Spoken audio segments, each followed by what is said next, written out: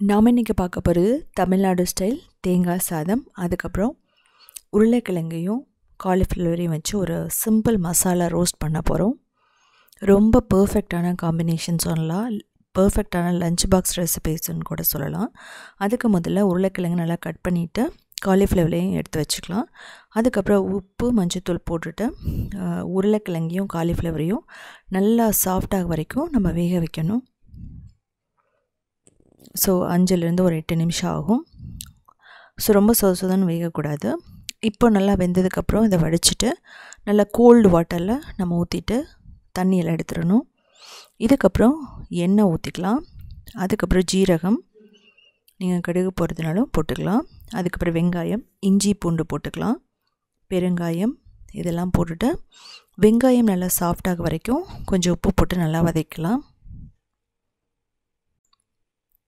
இதுக்கப்புறம் பச்சை மிளகாய் இல்லை வரமிளகாய், கருவேப்பிலை, மஞ்சள் தூள், மிளகாய் தூள், கொத்தமல்லி தூள், ஜீரகத்தூள், கரம் மசாலா, கசூரி மேத்தி எல்லாம் போட்டுட்டு நம்ம நல்லா வதக்கணும்.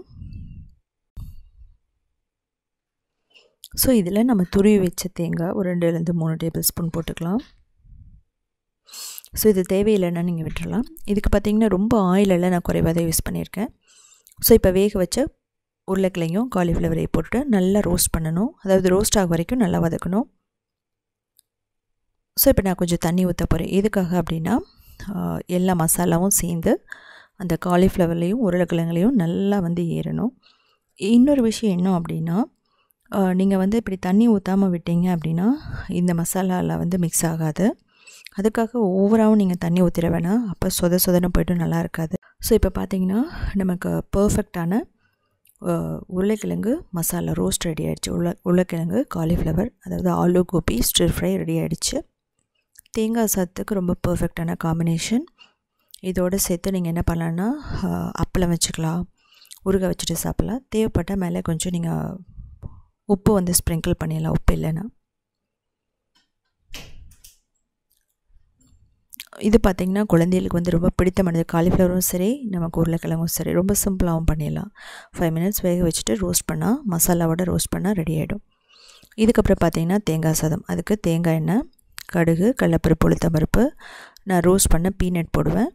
அதுக்கப்புறம் பார்த்திங்க அப்படின்னா முந்திரி. ஸோ இது எல்லாமே நல்லா எக்ஸ்ட்ரா ஃப்ளேவர் கொடுக்கும். ரொம்ப முக்கியமானது. இது வதக்கும்போது நம்ம தேங்காய் எண்ணெய் மட்டும்தான் யூஸ் பண்ணணும். பெருங்காயம் ஒரு 1/2 டீஸ்பூன் இல்லைனா 1 டேபிள் ஸ்பூன் 1 டீஸ்பூன் போட்டுக்கலாம். கட்டி பெருங்காயம் இருந்தாலும் போட்டுக்கலாம். காரத்துக்கு ஏற்ற மாதிரி வரமிளகாய், பச்சை மிளகாய், இஞ்சி, முந்திரி, கருவேப்பிலை எல்லாம் போட்டுக்கலாம். ஸோ இதை லைட்டாக வதக்கினா போதும். ஆயில் பார்த்திங்கன்னா ரொம்ப தேவைப்படாது. இதுக்கப்புறம் தேங்காய் ஒரு 1/3 கப் போட்டுக்கலாம். ஒரு 80 கிராம் போட்டுக்கலாம். இல்லை நீங்கள் 1/2 கப் கூட போட்டுக்கலாம். அதாவது 100 கிராம் அது மாதிரி கூட நீங்கள் போட்டுக்கலாம்.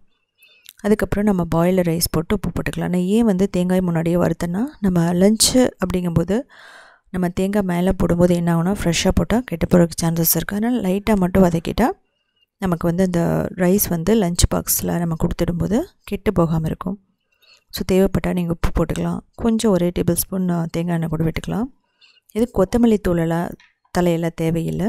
நீங்கள் அதை போட்டிங்கன்னா ஃப்ளேவரே மாறிடும். ஸோ செஞ்சு பார்த்துட்டு கமெண்ட் பண்ணுங்கள்.